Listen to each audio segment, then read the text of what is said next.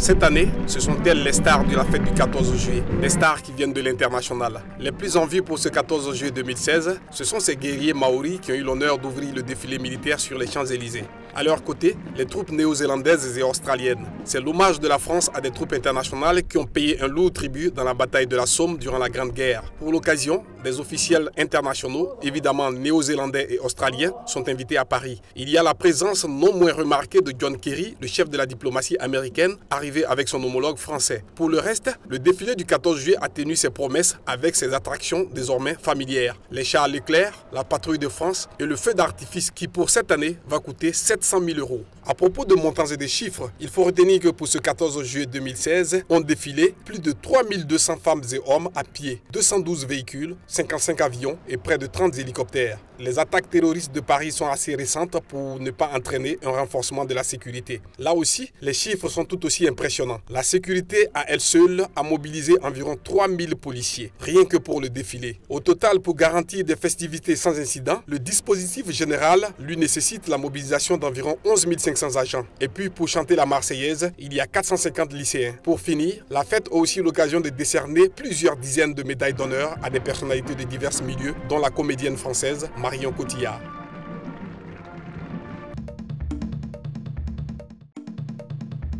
Lors de sa traditionnelle interview du 14 juillet, jour de commémoration de l'indépendance, François Hollande a rappelé à l'ordre jeudi Emmanuel Macron, le ministre français de l'économie, qui critique depuis peu les actions du gouvernement auquel il appartient. Il y a des règles. Il y a des règles dans un gouvernement. De cohérence. La première règle, c'est la solidarité, c'est l'esprit d'équipe, c'est de défendre le bilan, c'est d'être à plein temps dans sa tâche. Et donc, c'est une règle qu'il doit respecter. Puis, il y en a une deuxième. Dans un gouvernement, il n'y a pas de démarche personnelle, encore moins présidentielle. Il y a tout simplement servir, et servir jusqu'au bout. C'est une belle mission d'être au gouvernement de la France.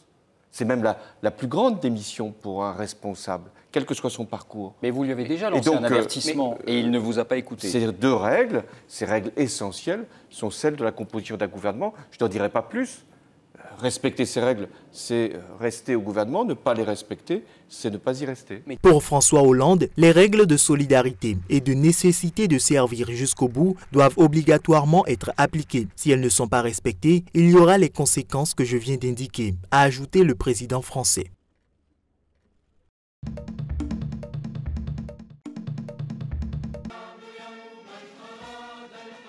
Un document censé ouvrir la voie à la formation d'un gouvernement d'union en Tunisie a été signé mercredi au palais présidentiel en l'absence du Premier ministre Habib Essid, en rupture avec le chef de l'État et dont le sort semble scellé. Intitulé Accord de Carthage, ce document signé par diverses formations politiques, mais aussi l'organisation patronale UTICA et le syndicat UGTT, entre autres, brosse un sombre tableau du pays à la fois sur les fronts économiques, sociaux et sécuritaires. Il intervient après plus d'un mois de pourparlers sous l'égide du président Béji Caïd Essebsi, auteur d'un appel surprise le 2 juin en faveur d'un gouvernement d'union nationale. Selon le site d'information tunisien, l'accord de Carthage résume les priorités du prochain gouvernement, à savoir combattre le terrorisme, la corruption et la contrebande, impulser le développement et l'emploi des jeunes et élaborer en urgence un plan de sauvetage économique orienté vers les secteurs en difficulté, œuvrer pour la reprise de la production dans le secteur minier, notamment les phosphates, assurer la paix sociale à travers une concertation associant toutes les parties concernées.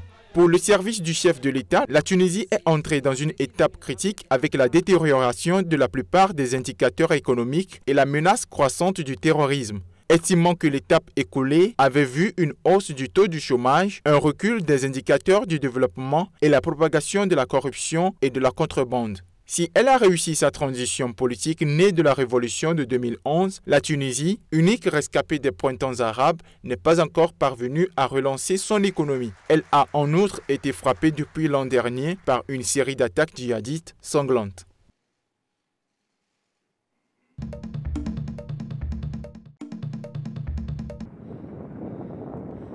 L'avion Solar Impulse 2 s'est offert un magnifique périple au-dessus de l'Italie, la Tunisie puis les pyramides avant d'atterrir au Caire, avant-dernière étape de son tour du monde avec le soleil pour unique carburant.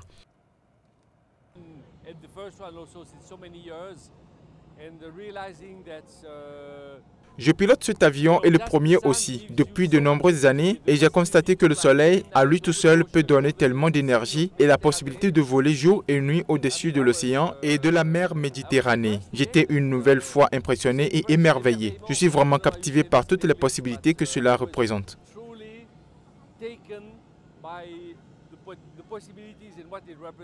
Pesant 1,5 tonnes et aussi large qu'un Boeing 747, le Solar Impulse 2 vole à une vitesse moyenne de 50 km à l'heure grâce à des batteries qui emmagasinent l'énergie solaire captée par quelques 17 000 cellules photovoltaïques sur ses ailes. Dans les jours à venir, l'avion solaire entamera d'Égypte la 17e et dernière étape de son périple vers Abu Dhabi aux Émirats Arabes Unis, d'où il était parti le 9 mars 2015.